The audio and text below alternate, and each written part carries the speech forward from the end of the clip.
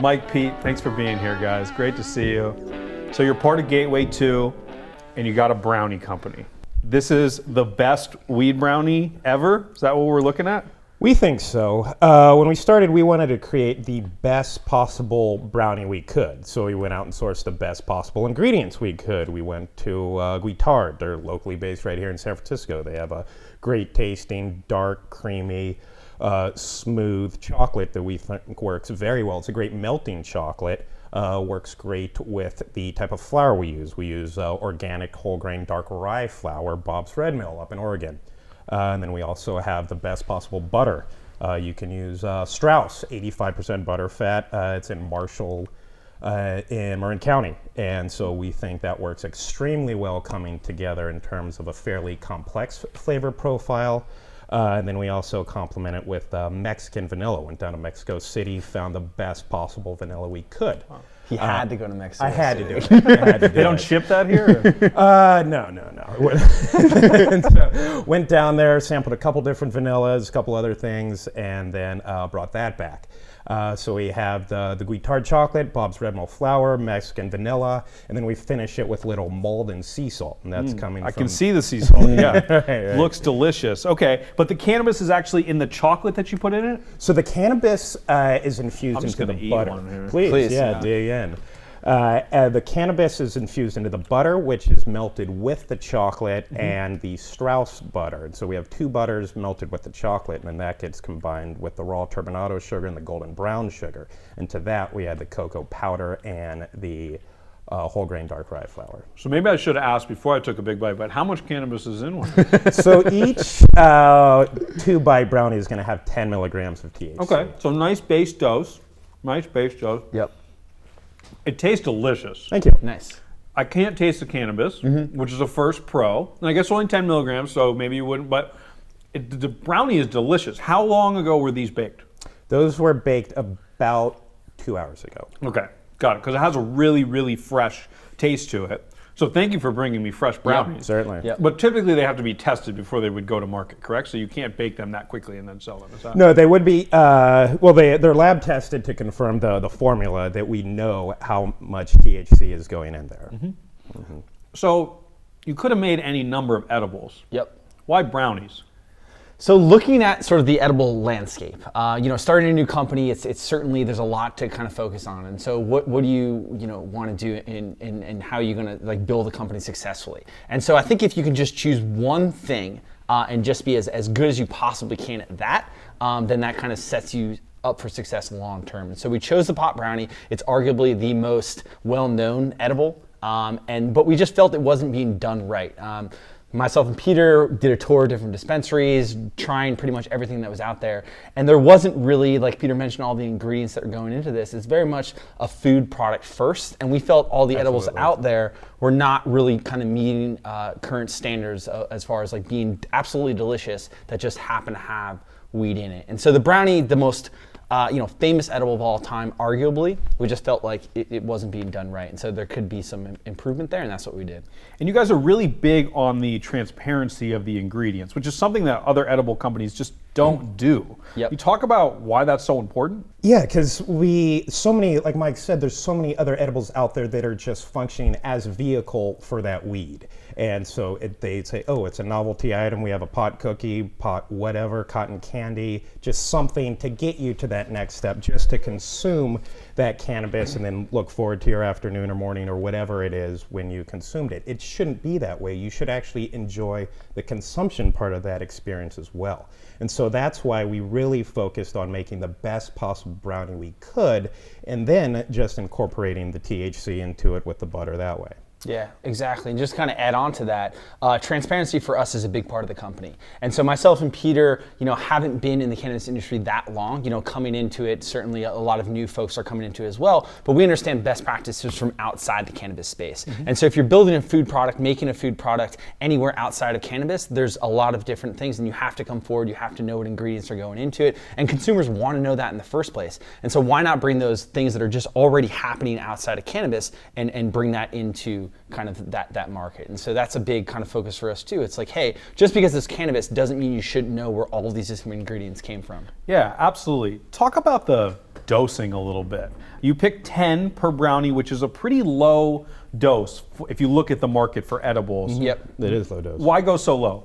We wanted to go low because we wanted to keep it controllable and give the consumer that much say in their experience. And we've found with a lot of new customers to the market, a lot of them, first off, they're not really gonna have an idea of what their appropriate serving is. And so you start with 10, have half of it, you have 5 right there. And for 5, for most people, pretty much everyone, that's not gonna be a unenjoyable experience. So you have 5, okay, then you have 10, maybe that works, and then you can scale up from there, 10, 20, 30, however much is custom designed for your experience. It's a really interesting take. I think much of the industry is so tied to dollar per THC amount, which in my opinion, to put it frankly, is bullshit. Yeah, absolutely. That's not the way you buy completely anything agree. else in the world. Yeah. When you buy alcohol, you don't say, I'll get more alcohol for my dollar if I buy Pop-Off, you know? Right. No. Nobody's going out buying Pop-Off. No one's walking down the Everclear. wine aisle and choosing, looking, I'm just going to buy the highest possible alcohol. No, I want something that I can actually enjoy the taste of. Right.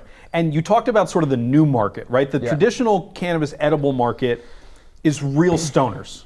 Right? They're like, I gotta have my 150 milligrams for the day, which for someone that doesn't consume cannabis on a regular basis is an insane amount of cannabis, right? I mean, so if we're talking about 10 or 15 or 20 in a couple hour period, you're going to be able to think, you might be able to go to work, hang out with your kids, whatever. It's reasonable. It's reasonable. 100%. And we're also thinking about people that are obviously coming new to the market. So California, you know, Prop 64 passed, fantastic. They're going to get a lot of people that maybe are first-time cannabis users or haven't used it in a long time. And so we would be in a really awkward situation if we had a high THC brownie and someone tried it and didn't have a great experience. That just wouldn't go over well for the company and kind of what we're trying to build here. And so starting with that, it's an approachable, you know, edible in the first place, the brownie. But then being able to just have that low dose, you know, it's something that you can kind of, certainly digest and have a great experience with it. And we didn't go lower than that. We didn't want to be in a situation where it's like, I don't know, can you feel this? I don't know, can you feel this? We're not quite sure. So I think 10 milligrams is great for first-time users coming in. And if they need more, you know, there's more brownies in a package. They can kind of scale up from there. But we never wanted to give anyone an awkward experience. We've been thinking with other edible, you know, companies out there, there's so many people that are out there that say, hey, you know, I had a not great experience with edibles. Everybody's got that. Everyone has that exact same story. And so we don't want to turn anyone off. We want to sort of, hey, make this, it's okay. Just, you know, it's a friendly pot brownie. It's low dose. And you can kind of absolutely, and we wanted something individually baked because with a lot of things you see out there with the 100, 150, 200 milligrams, you take it, the brownie, and you're expected to just cut it up into 11 equal pieces. Which is crazy. It's insane. Nobody wants to do that. That takes a lot of the fun and the enjoyment out of the experience. You're not eating anymore. You're taking you're medicine. like, You're dosing. And then you cut it up, and now you're like, which one do you want? I don't know that one. It's like, it shouldn't be that way. We have 3 individually baked, equal size, equally portioned brownies. You can each pick one with your friends and then enjoy your afternoon from there. Because they're so low dose, the value hinges so much on them being delicious. And they are delicious. Thank you. But baking is not an easy thing. It is absolutely Guys, not, expert no. bakers, where did you learn to do this shit? So my background, I went to the Culinary Institute of America in New York and went to Cal Poly for food science. So I have a background in culinary arts and food science, and so that certainly does help with understanding the baking chemistry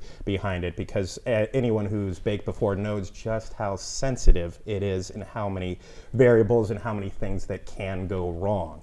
And so where the baking science it really comes into play, and just in terms of focusing on the uniformity and also just making sure that everything has what it says it has, because we're a transparent company and we want to make sure that each brownie has those 10 milligrams that it says it has. Yeah, absolutely.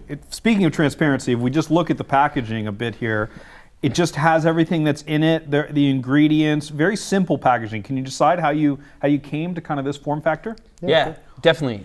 So our other co-founder is Nick Grappone, and he has a background in design for packaging, and so this is his wheelhouse there. But for him, I know if he was kind of sitting here next to us, he'd talk about, again, like making an approachable product that's easy to understand, easy to read, and then also sticking with sort of the design themes that are out there. And so, having a co-founder that their background is in design, it kind of shows how much design matters to us. And so the reason we chose very simple, it's easy to understand. I think if you walk into any Whole Foods, you would see different products that have, just again, very simple, easy to understand. We always get a kick out of it where someone looks at our packaging and, at first glance, they're like, wait a minute, I didn't quite, maybe they didn't read the packaging at first and they don't really realize that, hey, this is a pot brownie. They think this might be something. A cannabis infused brownie, not just your average brownie. Yeah, so special brownie. For us, just very much thinking about the mainstream audience. We want to help sort of elevate the cannabis industry, and then also for cannabis brands that are out there,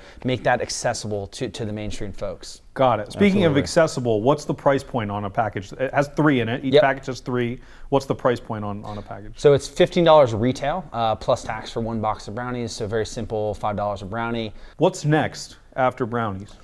So we're looking to stay within the brownie realm for our product line. We've looked at a couple different things within brownies. So we've got a lot of requests for CBD. This is just THC. So we're looking, we don't want to isolate the CBD consumers, and because we have gotten so many requests, we're definitely looking at a CBD. And then we're also looking to, because spicy chili pairs so well with chocolate, and so we're looking at a CBD and then a chili brownie down the road. So look out for those. I think Peter just wants an excuse also to go back down to Mexico City. We got to go back to Mexico. We got to find the best chilies we can. So there's some great guajillo and chile de árbol down there, and so we'll go down there. We'll shop around, eat some chilies, eat some good food, have some beers, and see what we can come back with. Beautiful. So we've determined that it's delicious. Mm-hmm. How do you get this out to the world? How do you get people to find out about them, besides coming on the show? Yeah, so I think for us, again, trying to build a very mainstream brand,